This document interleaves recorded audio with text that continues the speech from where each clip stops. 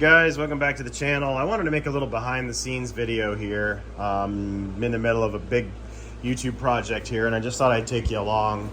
I'm building this, and if you guys don't know what this is a 20 kilowatt hour, which basically means it's a pretty high storage battery bank inverter system. So basically this is a off-road version to be able to take it on grass and dirt and different kinds of terrains, up ramps, etc., to bring to basically do what that does. So that's a regular old school generator.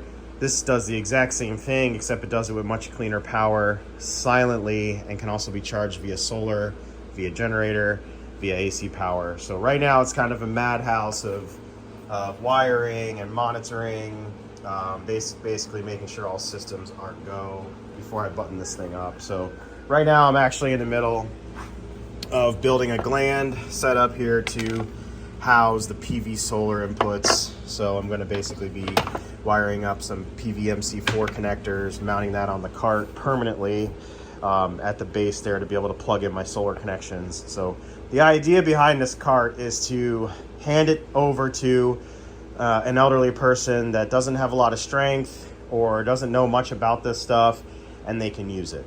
So, a little bit of a, inside baseball on this thing. You're seeing it in its raw state right now, but this is a motorized cart. It could be driven up to the location of where the generator inlet would be on a house where the interlock is. It can just be simply plugged in.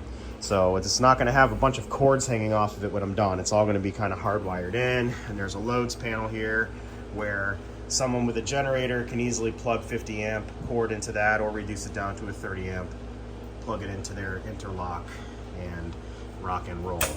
So everything is live now. It's wired up a 2-aught wire coming from the batteries, which is a bit overkill on this setup.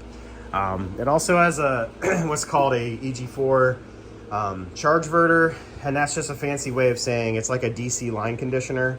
So this takes dirty input power from a generator that would be dirty or clean, doesn't matter, but if you got an old school dirty generator, it'll clean up the power, sound out up to 5,000 watts of clean pure sine wave power into your batteries, your battery bank, via these DC cables here. So these are going to get hooked up down here to these bus bars, which we have going on. So we got our main ground, our main positive, and then the generator can send power safely into the unit without having to deal with all the complicated computer stuff on the inverter itself.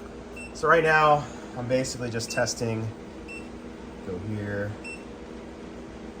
testing my inverter, make sure everything's running well. It's charging up the batteries nicely, bringing in grid.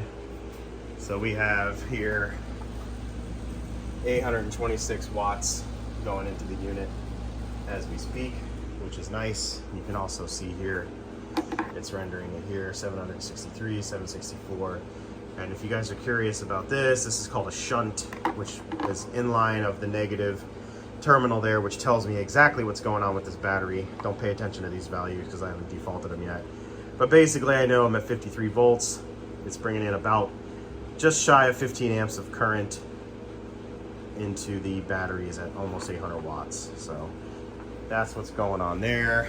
That's pretty much reflective of what's going on here. These devices that are in the inverters aren't as good as that shunt is, so I'm going to rely on that. But right now I'm making this little gland box, which is set for the smaller gauge wire here, and I'm going to be running the thicker stuff, so I need to bore out these holes to accommodate. So I just wanted to take you guys behind the scenes. I know I don't really do a lot of behind the scenes videos. It's more polished, but this is the new workshop, which is coming along nicely. Right now it is a mess because I'm going through boxes and organizing things like lugs, particularly for this project, stuff like this.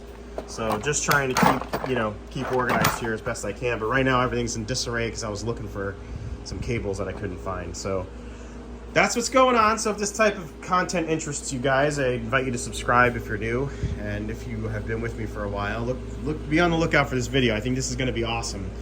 Once it's done, it's definitely not plug and play, but this is something that can be used as, you know, a permanent solar, you know, hub, if you will, if you plan on powering your devices with solar. It's really excellent once you get it all together. And it's self-moving. You just hit a button, burp, burp, and it'll drive around instead of putting stuff fixed to a wall, fixed to a location. It can be deployed easily. There's a storm or a hurricane, I got to get out of here. I can load this into my van or load it onto a trailer or bring it to an in-laws or my parents' house and hook them up and get them running for a really long time without them needing to have a generator wrap in or looking for gas or something like that. So, you know, you throw a couple of portable solar panels out, hook them up to this thing, got endless power. So that's it. That's the video, and I hope this helps you guys out. Remember to subscribe. Later.